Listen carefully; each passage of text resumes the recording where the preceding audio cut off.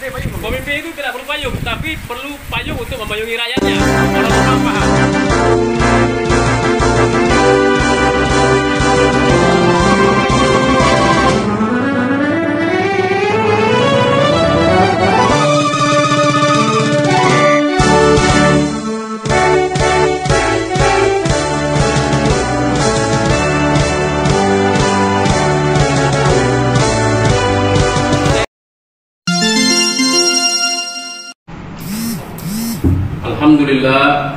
Alhamdulillah Rabbil Alamin.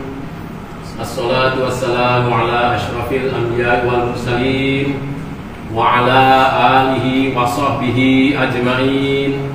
Ashhadu an la ilaha illallah wa ashhadu anna Muhammadar Rasulullah. Allahumma salli ala Muhammad wa ala ali Muhammad. Qala Allah Ta'ala fi kitabihil karim. A'udzu billahi minasy syaithanir rajim. Bismillahirrahmanirrahim. Ya ayyuhalladzina amanu taqullaha haqqa tuqatih wa la tamutunna illa wa antum muslimun. Jamaah salat Jumat Masjid Nurul Iman yang saya banggakan di hadapan Allah Subhanahu wa taala, bapak-bapak, para pemuda, para remaja, dan anak-anak, serta siapapun yang bisa mendengarkan khutbah kali ini, beserta sahabat-sahabat tercinta, sudah seharusnya kita semua sebagai orang yang mengaku beragama Islam dan beriman kepada Allah, saya dan keluarga saya, serta kita dan keluarga kita semuanya, untuk terus meningkatkan takwa kita kepada Allah Subhanahu wa taala. Dan ternyata menjadi orang yang bertakwa itu sungguh-sungguh sangat-sangatlah mudah, yaitu dengan cara kita mengamalkan perintah Allah dan kita tinggalkan serta kita jauhi segala larangan Allah. Khutbah kali ini berjudul Takwa Pasti Mulia.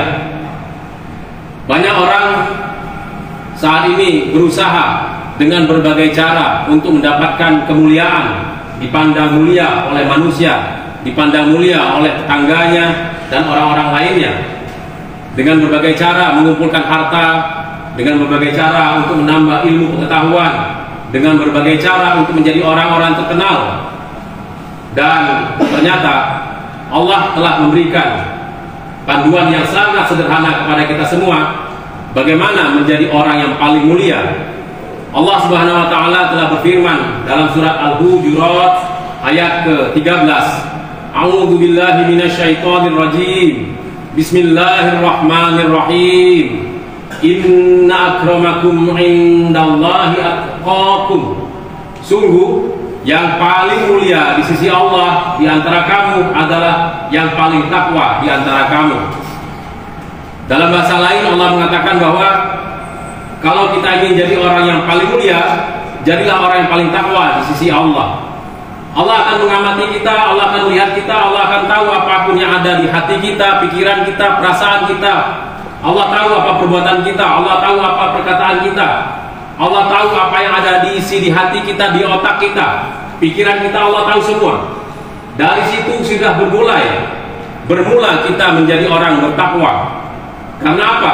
Salah satu cara untuk bertakwa adalah meyakini Allah adalah Tuhan yang tiada Tuhan selain Dia untuk disembah. Saya yakin dan kita semua yakin, kalau kita ditanya apakah kita beriman kepada Allah, jawaban kita pasti kita beriman kepada Allah. Ketika ditanyakan apakah kita bertakwa kepada Allah, pasti dan yakin kita akan menjawab kita adalah orang yang bertakwa kepada Allah. Tinggal bagaimana cara kita melaksanakan perintah Allah dan kita meninggalkan larangan Allah. Ada orang yang ingin menjadi terkenal dengan cara membuat konten-konten YouTube, TikTok, Instagram, dan lain-lain yang bahkan mengancam nyawa mereka. Kita sama-sama tahu bagaimana beberapa bulan terakhir ada seorang anak yang tertabrak mobil gara-gara ingin membuat konten menghindari atau menghentikan mobil besar yang sedang berjalan dan berakibat kepada kematian. Kita sama-sama tahu bagaimana orang yang ingin jadi kaya karena tergiur untuk menjadi orang yang punya harta yang banyak. Dalam satu pekan terakhir ada 2 orang yang masih remaja berniat menjual organ tubuh seorang anak dan membunuhnya. Banyak cara untuk menjadi terkenal, banyak cara untuk menjadi orang yang mulia menurut orang-orang tertentu. Tapi panduannya adalah kita semuanya punya peluang untuk menjadi orang yang paling terkenal di sisi Allah. Kita berbuat baik hanya karena Allah. Kita menolong orang hanya karena Allah. Kita hadir di masjid karena Allah. Walaupun orang menganggap kita soalim, menganggap kita so dekat dengan agama, biarlah orang beranggapan seperti itu.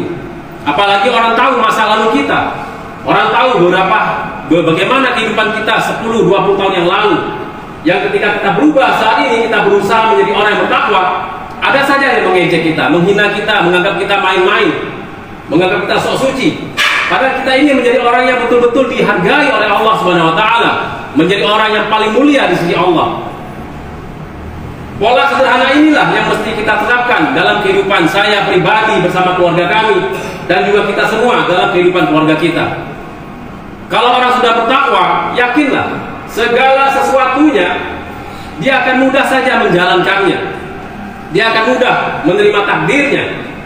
Walaupun sudah berusaha untuk mengobati sang anak yang sakit misalnya, atau keluarganya yang sakit, berobat sudah kemana-mana, tapi belum sembuh juga, bahkan sampai keluarga yang tercinta itu meninggal dunia, maka dia yakin itu adalah keputusan takdir Allah yang terbaik untuk dirinya, dan dia tetap menjadi orang yang mulia.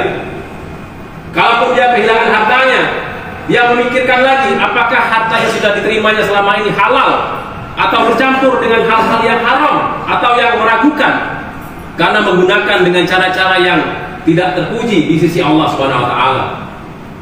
Cara berpikir seperti itu yang akan membuat kita semakin bertakwa kepada Allah Subhanahu wa taala. Kita tidak tahu masa depan kita seperti apa. Kita tidak tahu apakah kita akan selalu sehat, kapan kita akan sakit. Kita tidak tahu hal itu kapan terjadi. Kita pun tidak tahu kapan nyawa kita akan diambil oleh Allah Subhanahu wa taala. Tapi semua itu bisa saja terjadi kapanpun ketika Allah sudah berkehendak. Tinggal bagaimana kita menerima takdir itu. Apakah kita bisa menerima takdir itu, atau kita malah menggerutu, kita ngomel-ngomel, kita bahkan menyalahkan Allah. Jamaah sholat Jumat yang saya muliakan, bapak-bapak, para pemuda, para remaja, dan anak-anak, serta sahabat-sahabat tercinta, untuk menjadi orang yang mulia di sisi Allah sangat-sangatlah mudah. Apapun pekerjaan kita, apapun profesi kita, apapun fungsi kita di dalam keluarga, di dalam masyarakat, di dalam pemerintahan, di dalam institusi organisasi apapun, kita bisa menjadi orang yang paling mulia di sisi Allah. Contoh sederhana adalah ketika ada suatu rapat di sebuah kantor, atau di sebuah organisasi, di sekolah kah, atau di perkampungan, atau di pemerintahan, dimanapun, ketika sudah waktu sholat, maka rapat segera dihentikan karena ingin melaksanakan sholat berjamaah. Dan itu jika dilakukan oleh semua orang, maka orang itu mulia semuanya.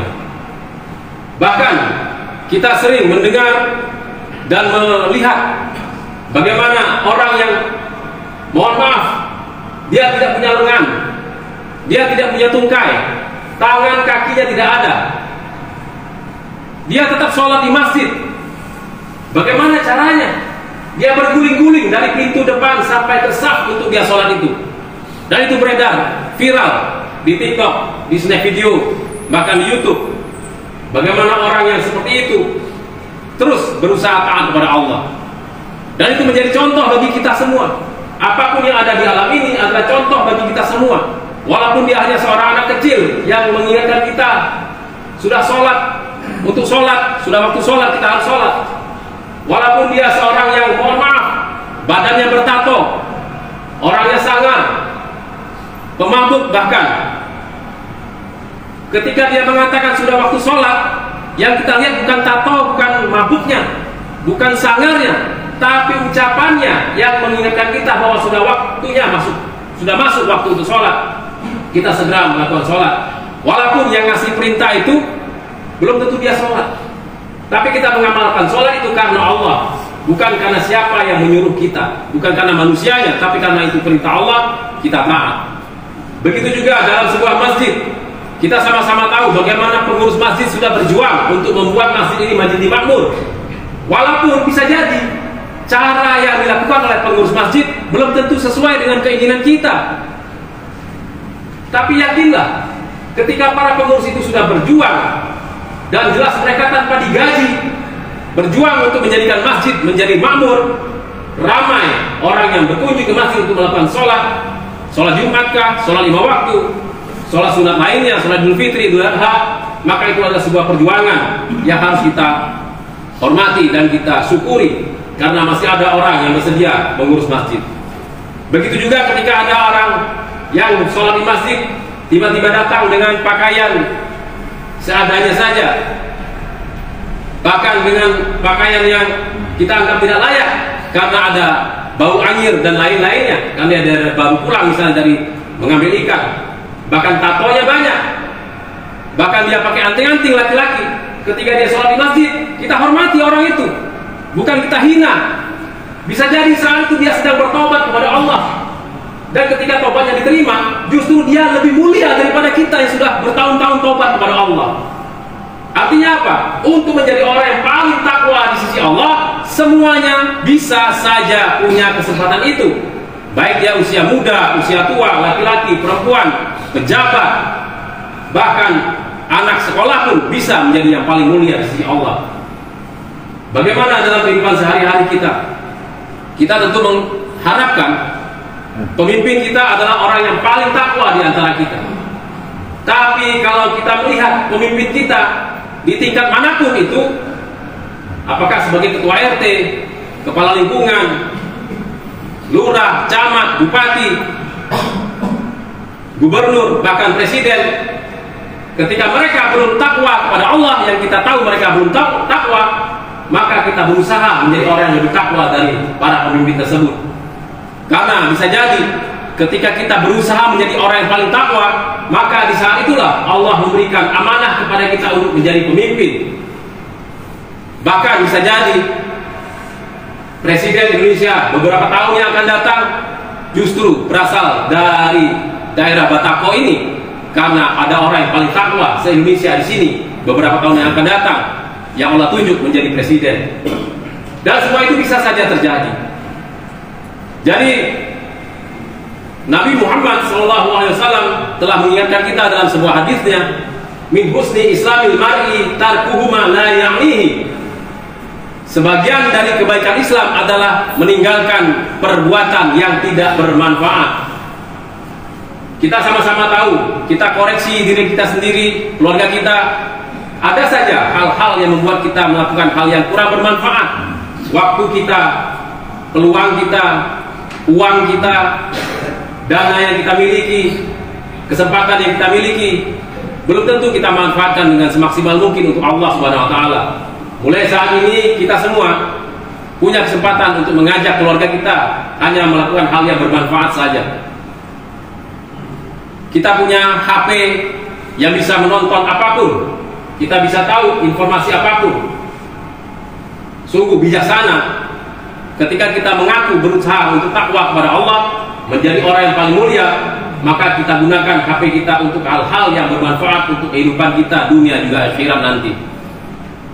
Begitu juga saya sebagai khotib mengingatkan, apapun pekerjaan kita, seorang nelayankah, pedagangkah, atau orang yang menggali timah, TI dan lain-lain, bahkan anggota dewan yang bisa mendengarkan khutbah kali ini, ayolah kita berubah.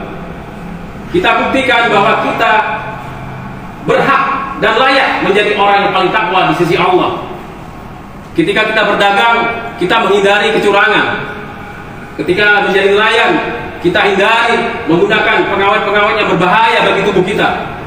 Ketika menjadi seorang pejabat, seorang anggota dewan misalnya, apapun yang diucapkan, bepergian kemanapun, tetap merasa dirinya diawasi oleh Allah dan mengambil keputusan hanya untuk kepentingan rakyat yang diridhoi oleh Allah Subhanahu wa taala. Banyak lagi yang bisa kita lakukan agar kita bisa menjadi orang yang paling bertakwa di sisi Allah, sehingga kita menjadi orang yang paling mulia. Inna akramakum indallahi atqakum. Sungguh yang paling mulia di antara kalian adalah yang paling takwa di sisi Allah Subhanahu wa taala. Orang normal paham untuk menjadi orang yang paling mulia di sisi Allah dengan cara menjadi orang yang paling takwa di hadapan Allah Subhanahu wa taala. Orang normal paham bahwa kita semua punya kesempatan yang sama untuk menjadi orang yang paling bertakwa di sisi Allah Subhanahu wa taala.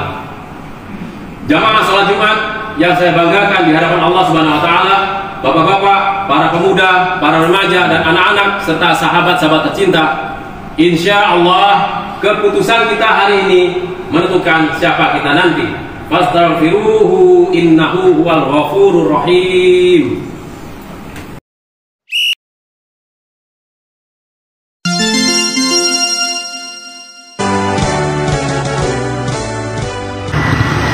Baik sahabat-sahabat kita, mohon doa barokah, nasihat dan dukungan. Insya Allah keputusan kita hari ini menentukan siapa kita nanti. Saya Dr. Zahri 810, pastikan kita sehat, orang-orang paham. Salam dari Bangka Belitung. Assalamualaikum warahmatullahi wabarakatuh. Tepuk tangan untuk kita semua. Allahu Akbar. Merdeka.